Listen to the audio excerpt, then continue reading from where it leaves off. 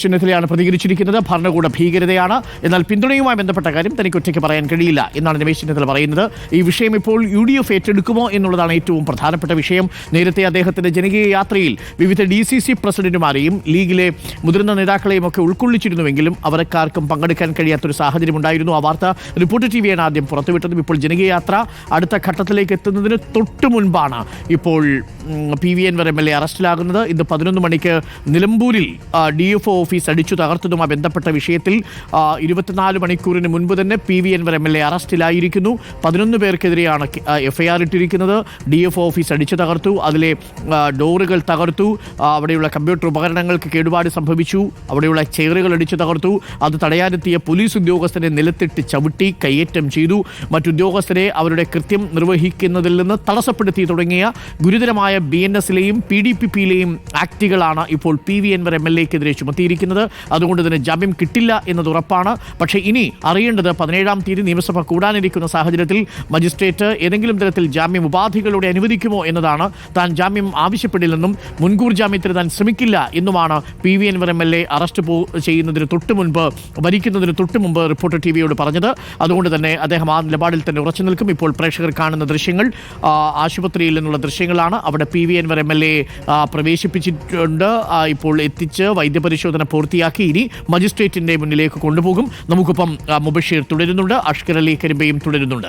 ഞാൻ മുബഷീറിലേക്ക് എത്തിയാൽ, മുബഷീർ, അഷ്കർ അലി, ഇപ്പോൾ വൈദ്യപരിശോധന ഏകദേശം പൂർത്തിയായിരിക്കുന്നു എന്ന് വേണം കരുതാൻ.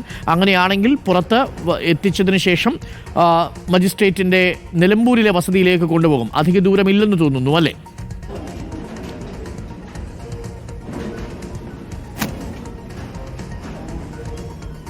ജില്ലാ ആശുപത്രിക്ക് സമീപ പ്രദേശത്ത് തന്നെയാണ് ഇവിടെ കോടതിയും മജിസ്ട്രേറ്റിൻ്റെ താമസ സ്ഥലങ്ങളൊക്കെ ഉള്ളത്. അഥവാ നിലമ്പൂർ KSRTC ബസ് സ്റ്റാൻഡിൻ്റെ ഏകദേശം 200 മീറ്റർ മാത്രം അകലമാണ് അവിടേക്കുള്ളത്. അതുകൊണ്ട് തന്നെ അവിടേക്കാണ് PV അൻവർ കൊണ്ടുപോകുന്നത് എന്നാണ് ഇപ്പോൾ ലഭിക്കുന്ന പ്രാഥമിക വിവരം. വൈദ്യപരിശോധന ഏകദേശം പൂർത്തിയായിരിക്കുന്നു. അതിൻ്റെ രേഖാപരമായുള്ള ഒപ്പിടാനും മറ്റും അത്തരത്തിലുള്ള പേപ്പർ വർക്കുകൾ മാത്രമാണ് ബാക്കി. അതുകൂടി പൂർത്തിയാക്കി ഉടൻ തന്നെ PV അൻവർ MLA പുറത്തേക്ക് ഇറങ്ങും.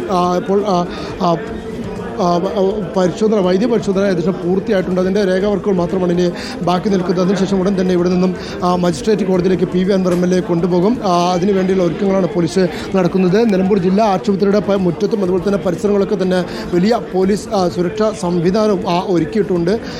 അത്തരത്തിൽ കറുത്ത സുരക്ഷയിൽ തന്നെയാണ് ഇപ്പോൾ PV അൻവറിൻ്റെ അറസ്റ്റ് അടക്കമുള്ള നടപടിക്രമങ്ങൾ പുരോഗമിക്കുകയും ചെയ്യുന്നത്.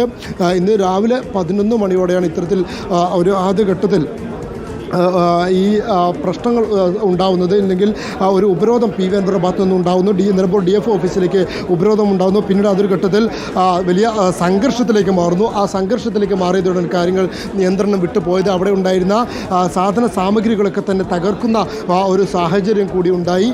പിന്നീട് അതിന് പേരിൽ പോലീസ് PV അൻവർ ഉൾപ്പെടെ 11 പേർക്കെതിരെയാണ് കേസെടുത്തത്.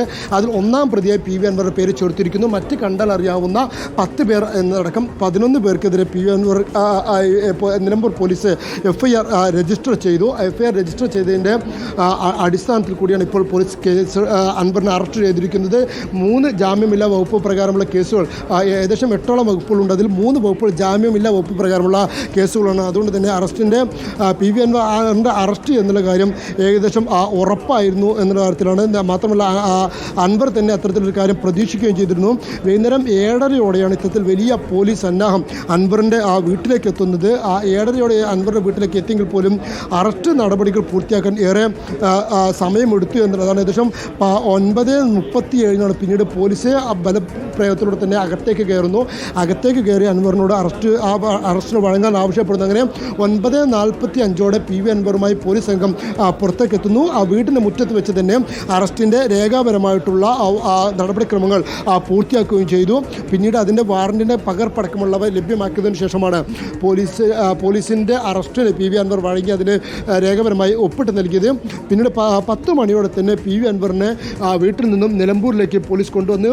ഏകദേശം 10:13 അൻവറിനെ നിലമ്പൂർ ജില്ലാ ആശുപത്രിയിലേക്ക് എത്തിച്ചു. 10:13 ജില്ലാ ആശുപത്രിയിലേക്ക് എത്തിച്ചു. ഇപ്പോൾ വൈദ്യപരിശോധന ഏകദേശം പൂർത്തിയായിരിക്കുന്നു. വൈദ്യപരിശോധന പൂർത്തിയാക്കിയതിൻ്റെ രേഖപരമായ വർക്കുകൾ മാത്രമാണ് ബാക്കി നിൽക്കുന്നത് എന്നാണ് ഇപ്പോൾ പോലീസ് ഉദ്യോഗസ്ഥർ പറയുന്നത്. അതിനുശേഷം ഇവിടെ നിന്നും തൊട്ടടുത്തുള്ള നിലമ്പൂരിൽ തന്നെ ഫസ്റ്റ് ക്ലാസ് മജിസ്ട്രേറ്റ് കോടതിയിലായിരിക്കും PV അൻവറിനെ ഹാജരാക്കുക. മജിസ്ട്രേറ്റിൻ്റെ വസതിയിലെത്തിയായിരിക്കും അത്തരത്തിൽ നടപടിക്രമങ്ങൾ ഉണ്ടാവുക. പിന്നീട് PV അൻവറിനെ റിമാൻഡ് ചെയ്യും.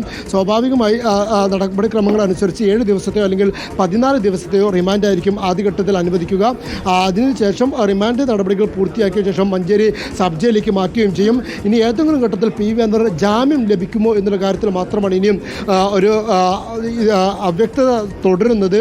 ജാമ്യം വാങ്ങില്ല അല്ലെങ്കിൽ അത്തരത്തിൽ ജാമ്യത്തിനായി വാശി പിടിക്കില്ല എന്നുള്ള നിലപാടാണ് PV അൻവർ സ്വീകരിച്ചിരിക്കുന്നത്. താൻ ജയിലിൽ പോകാനും അറസ്റ്റ് വരിക്കാനും തയ്യാറാണ് എന്ന് അറസ്റ്റിന് തൊട്ട് മുമ്പ് മാധ്യമങ്ങളോട് PV അൻവർ പറയുകയും ചെയ്തിരുന്നു. അങ്ങനെയെങ്കിൽ സ്വാഭാവികമായും PV അൻവർ അറസ്റ്റിന് വഴങ്ങുകയും ചെയ്തേക്കും.